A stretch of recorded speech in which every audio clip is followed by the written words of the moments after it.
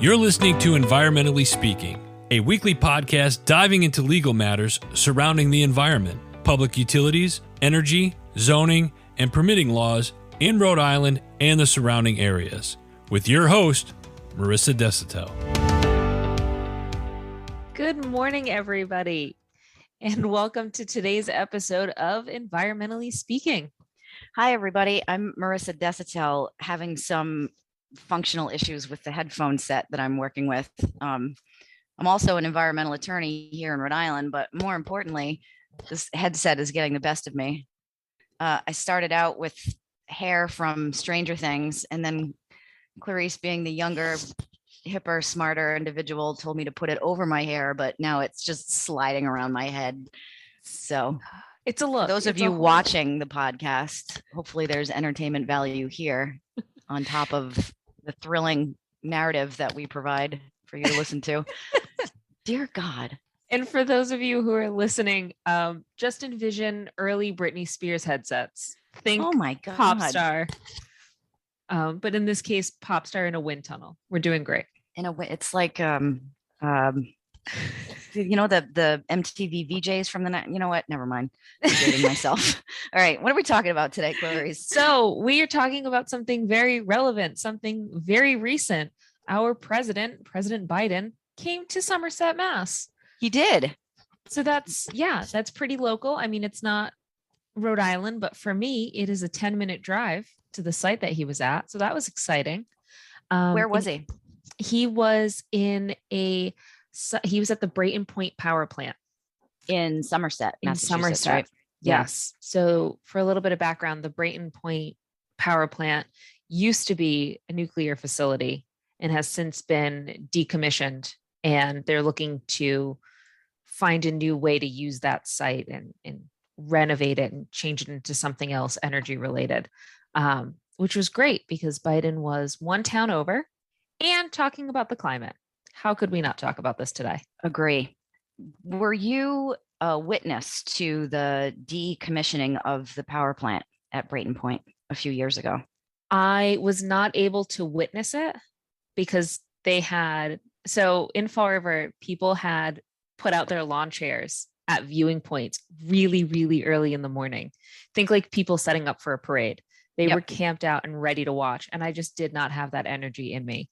But I felt it all the way at my house. No kidding. Yeah. Well, yeah, it was amazing. I was making coffee and then all of a sudden everything shook for a little bit. Wow. I actually went a few years ago. I did not set out a lawn chair, but I did find a decent vantage point and was able to watch the detonation. I was excited because I thought that was signaling a shift to more renewable, smartly sited renewable energy projects. And hearing what President Biden had to say at that same site years later, I'm more than a little dismayed. And we can get into that, but it's interesting. Life goes on. You're in a moment in your life and you're witnessing something that you're excited about. You think there's potential, and then years later, you're disappointed. You just never know what's going to happen in life. I feel like that was everybody December 31st, 2019 into January 1st, 2020. Gee, what happened then? It's that same kind of vibe where everybody's excited and they're like, this is my year. And it wasn't. And the detonation of this was like, yes, we're making positive change. Ooh, okay. All right. We're kind of beating around the bush. So why are we so dismayed? What's going on?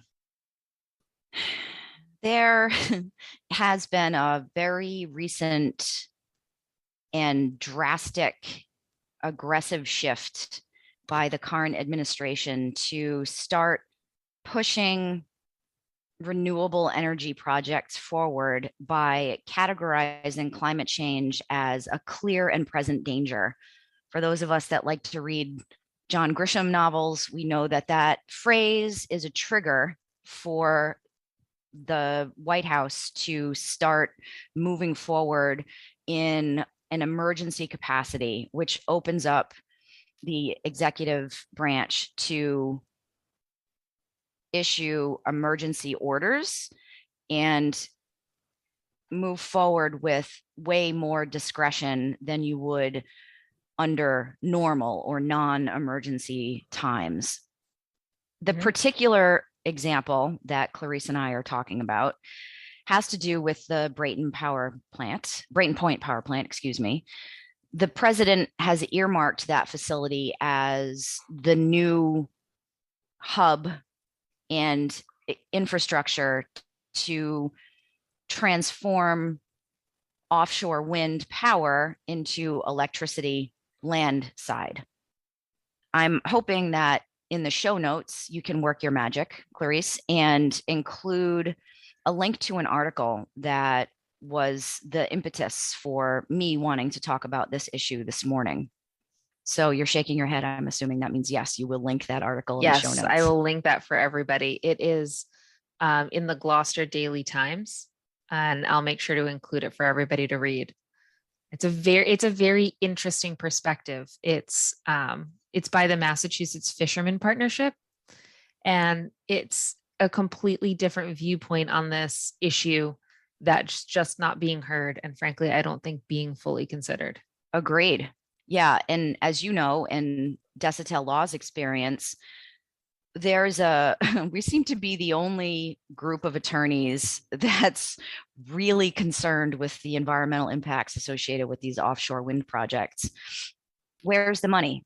The money's with the developer. The money is with the federal government. The money is with these projects moving forward quickly because climate change has been earmarked as a clear and present danger.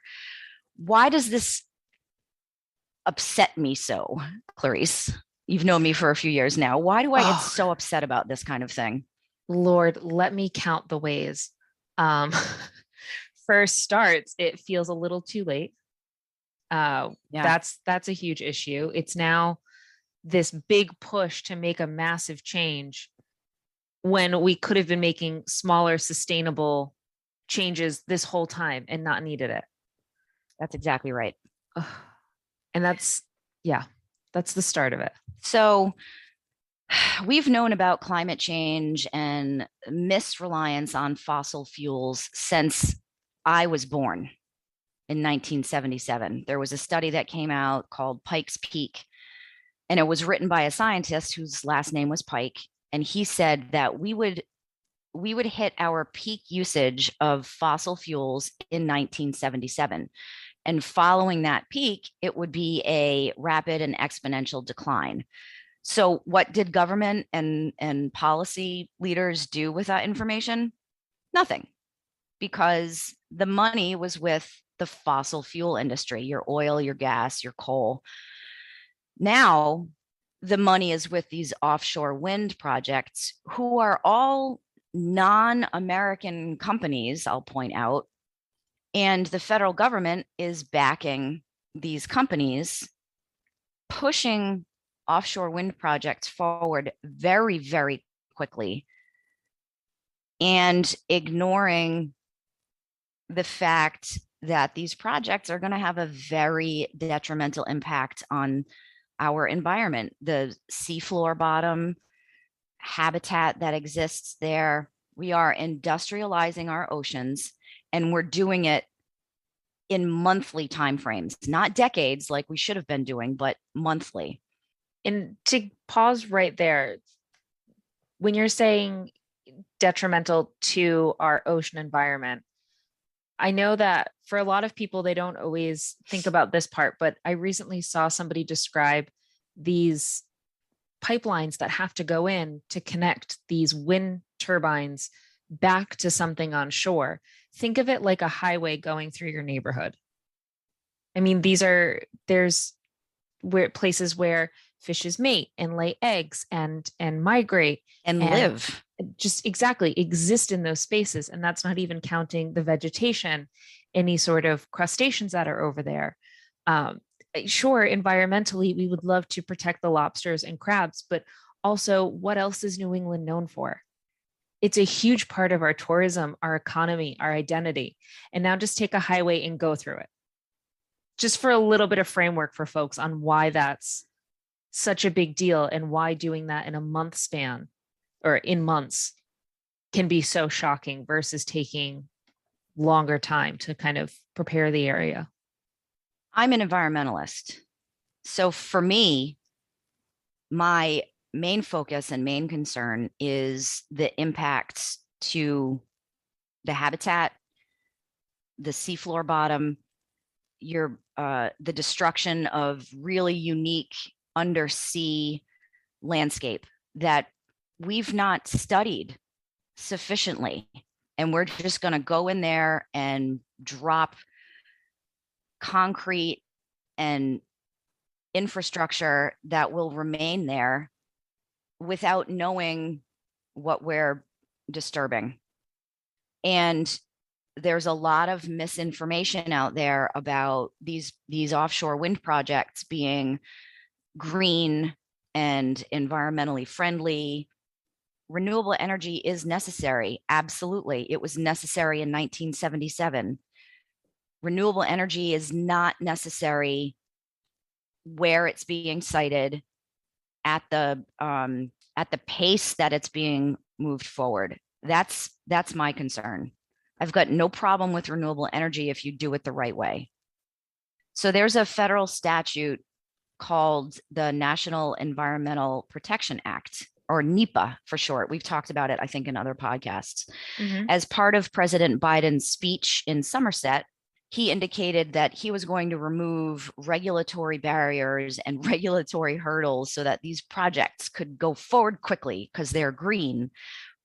What does he mean by that? I'm so happy you're talking about this. I flagged this as a question. By that? He means he's going to, through this clear and present danger characterization, bypass NEPA. NEPA is the federal statute that requires environmental impact assessments, environmental analysis, environmental reviews, and forces everyone involved pretty much to consider what the actual deleterious impacts from these projects are going to be. And make no mistake about it, these projects will be devastating to our oceans. And the president is saying, we're going to get rid of the federal statute that requires us to slow down and really study what's out there and figure out alternatives, figure out how to mitigate these impacts, figure out how to make arrangements for the impacts that we cannot avoid. And they're just not going to do that. They're just going to go forward and say, to hell with NEPA, to hell with the impacts. We need these offshore wind projects to go online right now. So that's really upsetting to me as an environmental attorney, because the NEPA is a framework for environmental protection that was created through case law, through environmental groups coming forward and saying, hey, this isn't right. The federal government needs to study the existing natural resource before it can move forward with these projects. And that's years and years and years of environmental advocacy through litigation, through case law, through political change, and the federal law being changed over time to be more protective of the environment. Now is not the time to get rid of those protections. Now is the time to make sure that those protections are being enforced. So that's my heart breaks for anyone that cares about the environment. It's like the US Supreme Court taking away abortion rights for women. We are going back to the 1950s right now with environmental protection, and it's heartbreaking for me. Yeah, it's devastating. And to focus in on, in this article, it quotes Biden saying, the ocean is open for clean energy of our future. And the president vows to clear every federal hurdle and streamline federal permitting that brings these clean energy projects online right now and right away. So that sounds great to John and Susan Smith, who live in the US, right? Doesn't that sound remarkable? Wow, the government's really stepping up right now to protect me and protect my children and generations and climate change. And it's hot. It's July in New England. It's hot. So yes, all of this sounds wonderful.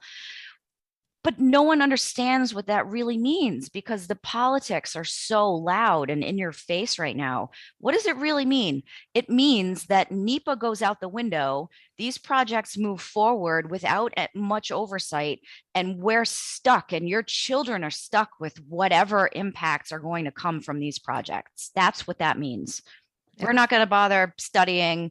We're just going to move forward with these things, and future generations, best of luck to you. I'll be dead by then. I hate to say it out loud, but it just makes me feel so bitter, because hearing that every federal hurdle can be removed and streamlining all the federal permitting can happen. Well, why didn't it happen before?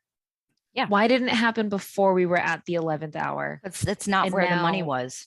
And now all of these environments and habitats and full ecosystems, not even talking about the economic impact, just it's going to get all bulldozed. Yep. You could have jumped all the federal hurdles before I was born. Or you could have adhered to the federal hurdles because they're there for a reason, and gotten these projects done smartly, efficiently, productively, and while making money. But we just don't do that as a species, where we just don't. We kick the can down the road. I've seen it with so many of my clients, environmental and non-environmental clients. We're busy not doing the right thing. It's exhausting, and I get down a lot. But the interest groups that are being most negatively affected are the only ones being very vocal about it. We're talking about the fishing industry, the navigation folks that are recreational boaters, commercial boating, tourism. Those are the industries that are going to be affected. And you hear a lot of folks that just don't know enough about this topic, and folks that are with the developers saying, this is an example of NIMBY. I don't know if you're familiar with NIMBY, but it's an acronym, NIMBY. It stands for Not in My Backyard. NIMBY was created, I think, by project developers and the development industry to characterize valid objections and just put them into a box to say, yeah, these people they literally don't want it in their backyard. Their objections are not valid. They don't want it in their backyard. And I fear that the fishermen and the tourism and the industry's stakeholder groups that are going to be impacted are going to be put into that category. That's my prediction. If the fishermen and these groups that I'm talking about actually start to get a little traction and get a little attention, the developers are going to go, oh, this is just NIMBY. Put them in the NIMBY category, and then you can dismiss them and do away with them, and we can move forward with making our money. Yeah, I wish I had more adjectives to say to that, but no, I agree. I think that's the road that's heading down. Yep. I'm not even going to try to make this a happy episode. No, this is upsetting. And Brayton Point Power Plant, like I said in the beginning, started as a nuclear plant, and that didn't work out. And now it's going to turn into a wind farm. And who knows? I've ranted enough for myself and everyone. So, on that note, if you're also upset, we now specialize in anger episodes. No, but let us know. help@decitelesq.com. Reach out to us. Let us know what your thoughts are. Let us know how you're feeling about the idea of these new wind farms coming in the rate in which they're coming in. You can reach us out. You can reach out to us on our social medias as well. And I think it's important to say again, Marissa, like you said in the middle of the episode, it's not that we're against clean energy or renewable resources. Yeah, no one is against that. How can you be against that? Not. It's absolutely necessary. It was necessary 45 years ago. But it's not. Let's good. not panic into things. Let's think smartly about how to do it. That we're moving. And the article will be in the show notes. Yep. please read the article. I mean, it is, I admit it's written by the fishing industry. So of course there's some bias in there, but the facts speak for themselves and the facts are not biased. So educate yourself about what's happening, share the article on your social media platforms, and let's try to get the real information out there. These projects they're not awesome like everyone is yelling. They're just not. Mm-hmm. So we need your help. I mean, if you're pro environment, read the article and spread the word. Yeah, and let us know what your thoughts are. Give it a read. Give us your feedback. On that note, have a Friday. We're bummed. Have a Friday. Have a Friday. Thanks, Clarice. Bye, guys. Thank you for listening to this episode of Environmentally Speaking. If you're in need of an environmental attorney, we are here to help. Call us at 401-477-0023 or visit our website at www.desautellaw.com. That's www.desautellaw.com.